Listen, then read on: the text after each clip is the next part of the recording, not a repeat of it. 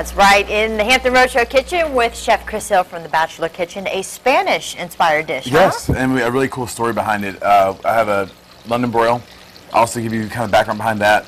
We're going to do that. I marinate it in some red wine, some vinegar, some really good spices. We're going to sear that, put it in the oven, finish it off. It'll be nice and tender. We'll have some potatoes and a really cool dressing we're going to make with these scallions. Sounds good. All right, we're going to get started on this when we come back. And this weekend, of course, it was dreary. Good time to cook. Staying in tomorrow, too. So. Always good comfort dishes. Thanks so much. Thank you. All right, some great tips there. Back in the Hampton Roadshow kitchen with Chef Chris Hill from the Bachelor Kitchen, making a Spanish-inspired feast today. We had some tax tips. Now we're going to give you some cooking tips. All good things, right? Tell us what. Let's do ingredients first. Sure. What'd you brought? We have some chili powder, some paprika, garlic and onion powder, salt, pepper, some thyme, and a little bit of cumin. We're just going to throw all these into this bowl, and this is going to be a rub for the steak. Okay. Which the main star is? London broil. The London broil. And a common misnomer is people think, well, what is London broil? It's not an actual cut. It's actually the top round that is from the back leg. So if you imagine a cow, it's the back leg. Okay. And it's really lean because it's one of those muscles that's really worked a lot. So you need to marinate it or do something like that to keep it really tender when you cook it. Okay. What did you marinate this in? This is some red wine, some sherry vinegar, some garlic, thyme, salt and pepper. Okay. Pretty basic. Overnight or up to like maybe 4 to 6 hours. Okay. Like that. And I see you got the garlic cloves here. They're just pretty to give whole, but you know, we're not going to even use those. Take a crunch and bite out of that one. We're not going to use those. Okay. So we're going to put this over here and then coat the Whoa. steak pretty good. Okay, that's well, you imagine a good little coat. You imagine it's for 6 people or so. Okay, gotcha. So you do both sides. Unless you're really hungry. Yep, both sides. Okay. Now this is something, of course, we sear, pop in the oven, right? That's the easiest way to do it. You think that's the best way to cook any of those types of cuts of meat? Pretty much. It's just all the flavors stay in the pan. Okay. So that you don't lose anything. You know what I mean? Yeah. We're going to 2 minutes each side and then throw it in there for about 20 to 25 minutes. Okay. Looking at like 135, 140 degrees. All right. Okay. And heat is on medium. Medium high or so. Okay. Yep. And we already have the oven preheating for us. So gotcha. 400 let's get that good sear. All right. We have some potatoes over here. All right. What size? All right. Around the rosy. I've already sliced them in half into the small white baby potatoes. Yeah. Some more chili powder. Okay. So kind of have the same flavors running throughout. Then we have some more salt and pepper. Okay. Some thyme. Okay. And then about 2 tablespoons or so of extra virgin olive oil. We're going to just throw that in the pan right here. You do a lot with that, with the coating the vegetables or the potatoes, popping on the pan. It's so easy. Pop them in the oven. Yeah, I mean, you could just easily throw some olive oil down here, but you could do this overnight, marinate it, and it'll be really, really delicious. Okay, it won't make them like soggy or anything like that? No, okay. You're fine. And talk about presentation. When the guests come over, they're like, you did all that? It already smells really good in the house. And, yeah, everybody wins. I like that. So just make sure that they're evenly spread out in your pan. Okay. We're actually going to put them in there for about the same amount of time, 400 degrees. Okay. And then the very end, we're going to put on broil, like we've done before here, where it gets nice and crispy top to them. Is chili powder, is that hot, spicy? It's not.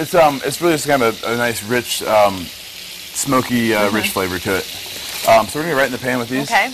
How long for the potatoes? About 25 minutes or so. You really just, when you put a fork in it, when it's nice and tender. Okay. You want to go ahead and flip that steak? Yes, I sure can. I don't know if this tongs can handle it.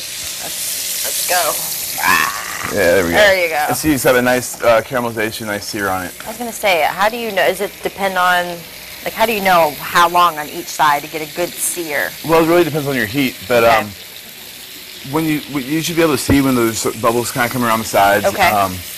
And if you really have to, you can look, but you really want to keep it flat, keep it pressed against the pan as long as possible so it gets that nice caramelization. Okay. And this rub that you came up with, can you kind of experiment with that if somebody at home wants to throw in something else? Yeah, absolutely. You know, if you go Asian with it, or but I guess in the next segment I'll have a little story to go behind why we have all these green onions. I was going to say, are we going to use those at some point? But what have you been working on? I'm still working away on cookbook stuff. Have some other things going on, but plugging away. Yeah? Yep. And your website, if folks want to BachelorKitchen.com. All right, you'll just come on out and maybe cook if you have any for questions, them. shoot us an email, yeah. Sounds good. All right, we're going to get started on the story when we come back, but sounds good. Thanks so much.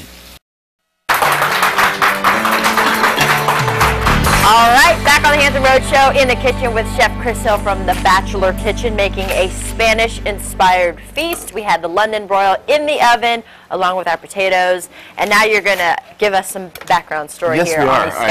scallions. I was wondering what we're going to do with them, and go. And we have a bunch, right? A lot, yes. Again, it's Spanish-inspired. So this time of year over in Spain, as the winter leaves, the spring comes, and they do a bunch of wine there. Okay. All the farms there, they get together, and it sounds weird, but it's almost like a green onion, but they call it a calçot.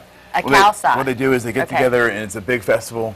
They grill these things till they're black. They char them. Okay. And they wrap them up in newspapers, and they get real tender, and they're a little bit bigger green onions, so they're kind of meaty. And then they grab them whole and take the char off, eat them with the romesco sauce, and So what's left after you char them, though? well, They're they're almost like an asparagus. Okay. They're almost like an asparagus. What they do is once they start to bud, they cover them with dirt.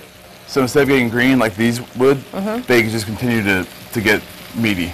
Really? And they do that after, you said, when the winter's over? Yep, they do Okay, that. kind of like a spring tradition, maybe? Yeah, it's so instead of doing that, we're just gonna make a sauce out of it. Okay. We're gonna drizzle it over the meat. It's gonna be really good. It's got some really bright flavors with some garlic. Got a little bit of olive oil in there, Okay, and then we're gonna add a little bit of salt and pepper.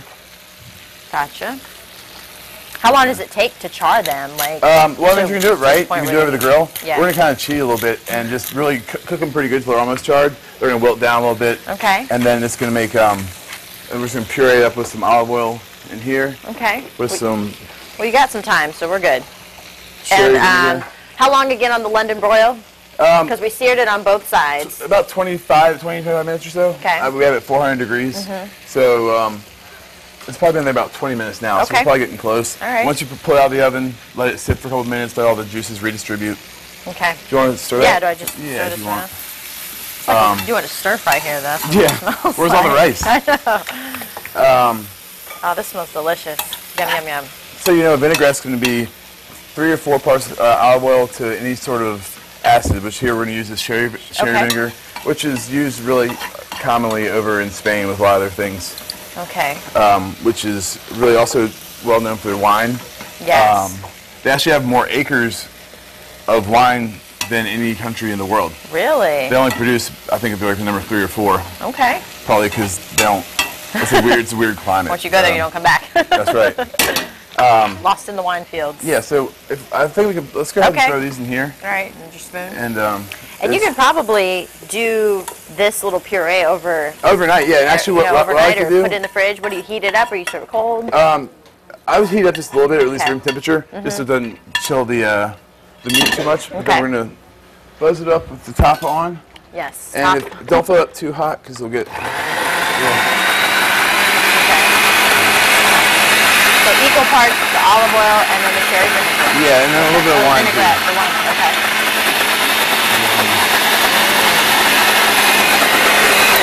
And then what we'll do is also baste the meat at the very end, and Okay. it'll get a nice little coating to it. Awesome. So it needs to go a little bit longer. Feel a little bit more puree. Yeah, but A lot of people don't think to puree a lot of their sauces and then put it on over. Oh, that one's already done. That Yeah. looks really good. hey, Okay, we Can't need get a. my That won't work. The napkin. There you go. here we go. And there it is. Ah, You got a but nice you have to crust let to it rest. Let it rest. And what we'll do is we'll pour some of this right over it right now. Okay. That looks delicious. And what kind of wine would go nice with this dish? A wine, I'd say good red, like if we're doing Spain, like a Tempranillo, Crianza, something really rich. It's gonna have some really bold flavors, something that would complement it. Yeah.